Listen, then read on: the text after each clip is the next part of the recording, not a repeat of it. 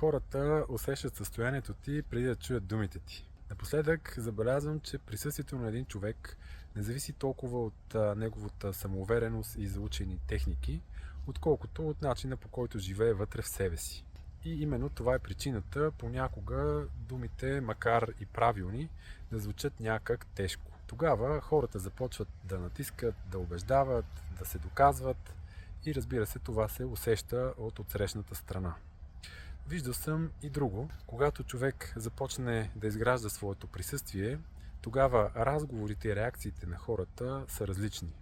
Но не защото той е станал по-добър манипулатор, а защото състоянието, от което говори, е различно. Защото хората сме такива, че ние усещаме напрежението, усещаме и липсата, но също усещаме и яснотата и посоката.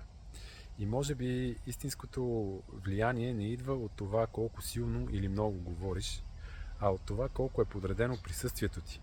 А истинската работа не е върху думите и техниките, които използваме, а върху състоянието, от което идват.